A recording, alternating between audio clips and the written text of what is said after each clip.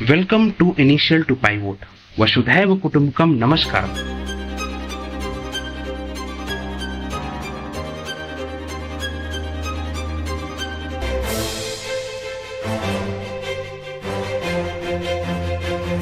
पहले आप ये वीडियो देखिए, फिर उसके बाद बातें करते हैं।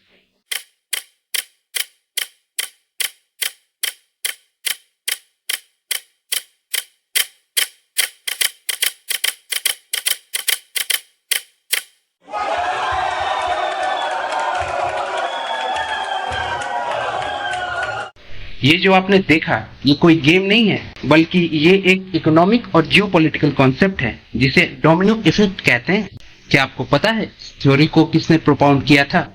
इस थ्योरी को यूएसए के 33rd president mister Harry S Trueman ने प्रपोज किया था। इस थ्योरी का जन्म कोल्ड वॉर के दौरान हुआ था। इस थ्योरी का इस्तेमाल यूएसए ने कोल्ड वॉर के दौरान अपनी फॉरेन पॉलिसी के तौर पे किया था। इस थ्योरी को प्रपोज करके प्रेसिडेंट ट्रूमैन ने ग्रीस और टर्की में अपने सेना भेजने के डिसीजन का बचाव किया था, क्योंकि प्रेसिडेंट ट्रूमैन कभी नहीं चाहते थे कि ग्रीस और टर्की दोनों कम्युनिस्ट नेशन बन जाए।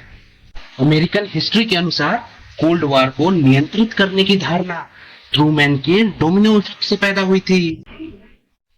सारे कैपिटलिस्ट नेशंस बड़े चिंतित थे उस समय। यूएसए, यूके और फ्रांस, ये तीनों कैपिटलिस्ट नेशंस थे और यूएसएसआर कम्युनिस्ट नेशंस की अगुवाई कर रहा था। तो आइए अब हम ट्रूमैन की इस थ्योरी को और गहराई से समझें। थ्योरी के अनुसार यदि कोई देश कम्युनिस्ट इन्फ्लुएंस यानी यूएसएसआर के इन्फ्लुएंस में आता है तो उसके पड़ोसी देश भी जल्द ही उसको फॉलो करना स्टार्ट कर देंगे। यानी ये एक तरीके से चेन रिएक्शन है। किसी एक ने कोई आइडियोलॉजी फॉलो की तो उसका प्रभाव आसपास के देशों में होगा। ये था डोमिनो इफेक्ट का जियोपॉलिटिकल साइड। अब आइए हम समझते हैं डोमिनो इफेक्ट थ्योरी का इकोनॉमिक साइड।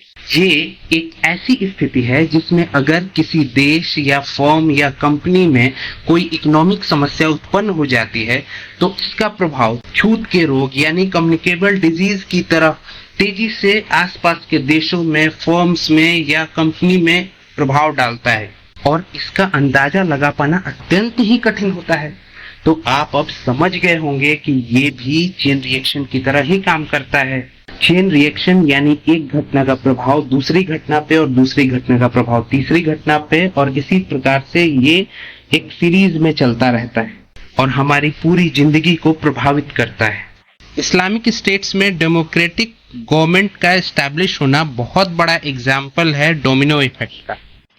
रोज रेवोल्यूशन जो जॉर्जिया में 2003 में हुआ था, उसने लीड किया था 2005 के ट्यूलिप रेवोल्यूशन को, जो कि किर्गिजिस्तान में हुआ था। फिर सूडान के रेफरेंडम के प्रभाव से इजिप्शियन रेवोल्यूशन 25 जनवरी 2011 को होना और फिर लीबियन सिविल वॉर का 2011 में ही होना और महमूर गद्दाफी का एसेसिनेशन, ये सब डोमिनो इफेक्ट ही तो था, क्योंकि लीबिया, इजिप्ट और सूडान पड़ोसी देश है। अपने देश में डोमिनो इफेक्ट का एग्जाम्पल दूं तो आपको क्या लगता है कि बीजेपी कर्नाटका के इलेक्शन क्यों हार गई?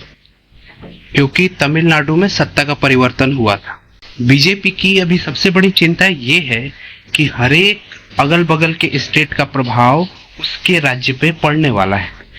ये सबसे बड़ा कारण है और यही डोमिनो इफेक्ट। आइए जानते हैं कि इस डोमिनो इफेक्ट को कैसे रोका जा सकता है।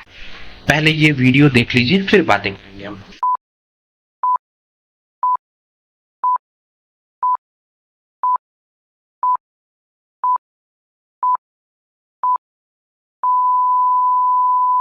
देखा कि कुछ डिस्टेंस पर कुछ ब्लॉक्स रखी गई है।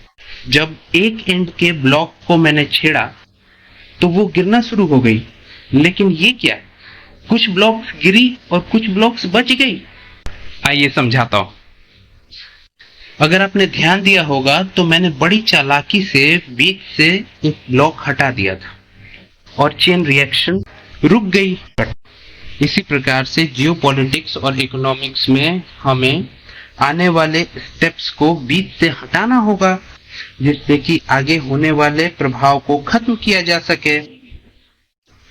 आई होप अब आप डोमिनो इफेक्ट समझ गए होंगे। जल्द ही मिलते हैं और भी इंटरेस्टिंग फैक्ट्स और थ्योरीज के साथ। Thanks for watching. वसुधैव कुटुंबकम। नमस्कार।